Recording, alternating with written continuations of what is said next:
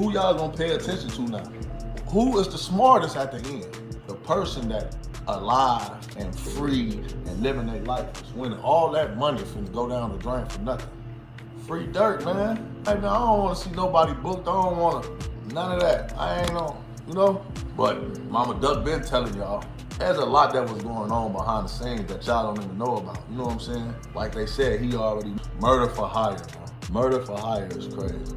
OTF Jam. Lil Durk got snitched on by OTF Jam. Jam just got out of jail from doing 12 years in prison and got involved in the murder for hire. Understandable, he turned on Durk. Lil Durk was expecting to get picked up at his birthday bash. So Durk already went up like that. He knew it. And them people eyes, man, Durk killed these people. Durk did everything, man. Durk paid for that. Yeah, man, that's what the people gonna say. When the other shit coming out right now, you talking about, oh, he can't stop making three-way calls. Get y'all goofy ass, so how's he gonna do a pre-trial? Cause he making a three-way call? He making a three-way call mean he gonna get out and still be around gang members and do all that. Come on, man. They let him out in a ladder. Him and King Von couldn't hang out around each other. They did it, so. From luxury penthouses to prison walls, Lil Durk's world has flipped upside down over the past 5 months.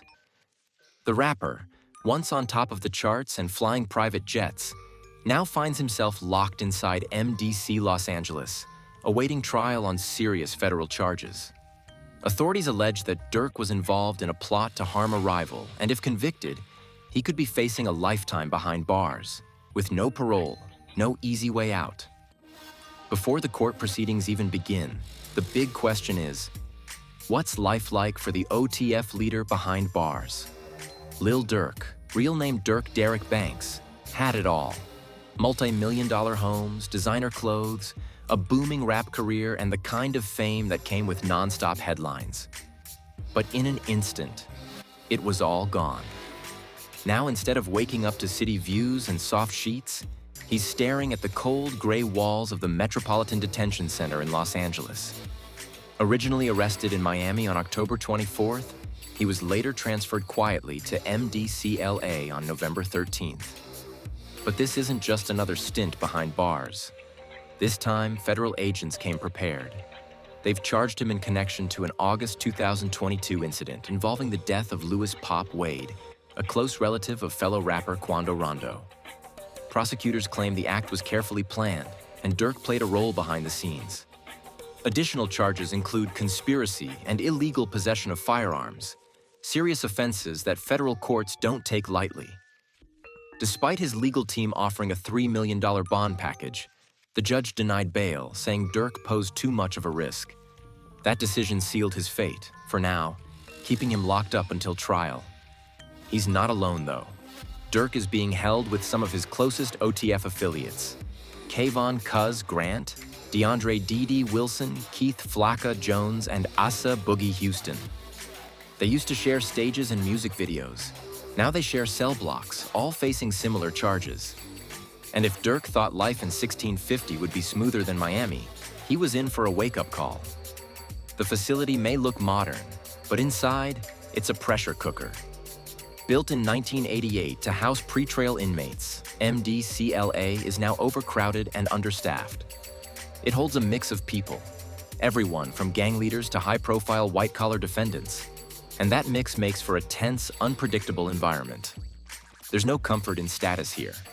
Fights can break out over anything. Tempers run high. And with everyone waiting on trial, there's a constant undercurrent of stress. For Durk and the others, the wait is long, the stakes are high, and the pressure is only building. There's no such thing as celebrity status behind those walls. Lil Durk might be a global rap superstar on the outside, but inside MDC, he's just another inmate, and sometimes a target. Fame doesn't shield you when everyone around you has something to prove. The environment is already volatile, and adding to the danger is the presence of illegal contraband.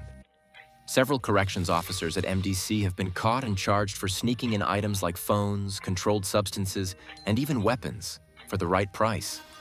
Corruption behind the scenes has allowed underground networks to thrive inside the facility. Lil Durk might sound composed on the outside, but behind the scenes, he's in a fight unlike any he's faced before. And if the charges against him hold, he might be in this fight for the rest of his life. What started out as a serious accusation has now spiraled into something even more intense.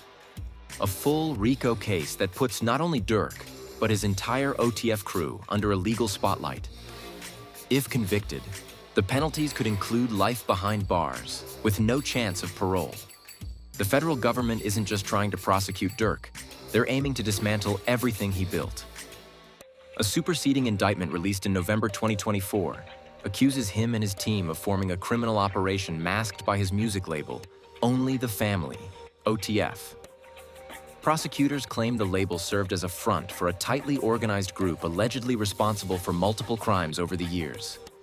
The RICO Act, originally used to break up organized crime in the 1970s, is now the same tool being used to pursue rappers and their crews, including Durk. According to federal documents, they believe Durk used his status and resources to fund and organize retaliation and violence, all while maintaining OTF's influence. The case, they say, stems from the fallout of King Von's death in 2020. Von's passing, a tragic and highly publicized moment in the hip-hop world, set off a series of events that authorities say led to further incidents. Prosecutors allege that Durk put out a bounty after Von's death, which they say triggered a targeted hit in Los Angeles in August 2022. That incident, which involved members of another well-known rap circle, is at the heart of the case. The evidence collected so far reportedly includes surveillance footage, text messages, intercepted phone calls, financial records, and even rap lyrics that the prosecution says reflect real-world actions. It's a mix of digital and testimonial evidence that's taken years to compile. Durk isn't facing these charges alone. Multiple OTF members have also been named in the case. Authorities claim that Kayvon Cousin Ivani Grant helped coordinate the plan and handled logistics. DeAndre D.D. Wilson allegedly traveled with the group to Los Angeles. Keith Flocka Jones is believed to have played a key role in the execution of the plan. And David Brown Lindsay is also listed as someone who helped with planning and communication alongside Asa Boogie Houston. With this many moving parts and this much at stake, Lil Durk's case isn't just another legal battle. It's one of the most high-profile RICO cases to hit the music industry in years. Also known as Boogie, he's said to have been the driver in the operation and possibly helped dispose of evidence. The indictment lists over 25 specific actions that prosecutors claim were part of a carefully planned scheme, from booking flights using OTF credit cards to obtaining weapons and coordinating logistics through encrypted messaging apps. Authorities say every move was planned, and it doesn't stop at prison time. The government is also pursuing criminal forfeiture, which could result in Durk and his co-defendants losing their homes, cars, jewelry, and even earnings from music that's allegedly linked to the case. The feds aren't just leaning on witnesses anymore. They're using technology. The FBI reportedly intercepted multiple phone calls between Durk and his circle, some of which were coded in a way prosecutors believe point to a plotted attack. One key piece of evidence, according to authorities, is a phone conversation where Durk allegedly gave approval for an act of retaliation, followed by a track in which he seemingly referenced the event. Officials claim the lyrics are more than just entertainment. They see them as confessions.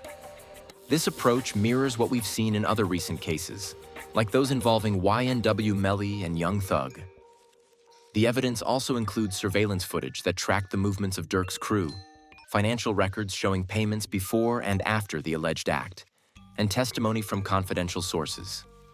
That last part has caused speculation that someone within OTF may have cooperated with law enforcement. Many fans and insiders suspect an OTF member known as Jam, who served over a decade behind bars before being released in 2022. Rumors began circulating that he was working with the feds after his release, wearing a wire and feeding them information about the group's activities. These laws were originally created to dismantle organized crime rings, but they're now being used to prosecute some of the biggest names in hip-hop. Durk's potential outcome could reshape how law enforcement deals with artists accused of having ties to illegal activities. Durk's trial, originally scheduled for January 7, 2025, has now been delayed to October 14, 2025, reflecting how complicated and high stakes this situation really is. Prosecutors say they've gathered over 230 gigabytes of digital evidence, 20,000 pages of documents, and hundreds of hours of recordings and surveillance.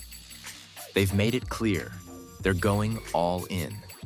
But is their case as strong as it looks? Some legal analysts and fans believe it may not be. Much of the evidence is circumstantial. Flight bookings, rental cars, and other expenses tied to OTF credit cards don't prove that Durk directly ordered or even knew about any attack. His legal team argues that multiple people had access to those resources, and a message allegedly sent by Durk saying, "Don't book flights under my name," could actually be interpreted as him trying to stay away from whatever others were planning, not organizing it. There's also footage of OTF members gathering after the alleged incident to discuss payments and music opportunities, which prosecutors claim shows Durk financed the hit. But again, without him being physically present, it's harder to prove direct involvement. Some fans believe that unless someone close to Durk flips or provides a confession, the prosecution's case could fall short. Reddit users and online communities have shared their theories, with one writing, "Mark my words, Durk will walk." However, others argue that when the feds take on a case, especially one this high profile, they usually don't miss. They don't file charges unless they believe they can win. Now the biggest risk comes from within. One of Durk's co-defendants, DeAndre "Dee Wilson, has already requested a pre-plea sentencing report, a sign he may be considering cooperation. If Wilson flips and provides testimony, it could be devastating for Durk's defense. That's why his legal team is watching everything closely. At this point, there are 4 possible outcomes. Not guilty. If his defense team can dismantle the case, Durk could walk free, though federal acquittals are rare. Plea deal. If the case looks bad, Durk could agree to plead guilty for a lighter sentence, but it could still mean 20+ years. Conviction. If found guilty, Durk would face a mandatory life sentence with no parole. Co-defendant flips. If someone testifies against him, it could seal the case in favor of the prosecution. If Durk beats the case, it'll be one of the biggest legal wins in hip-hop history. But if he loses, it sends a message that even the biggest stars aren't immune from federal pressure. Some call it loyalty. Others say it's just what a partner should do. But one thing's clear. This legal battle isn't just about music or headlines. It's about freedom, legacy, and the future of one of hip-hop's biggest names.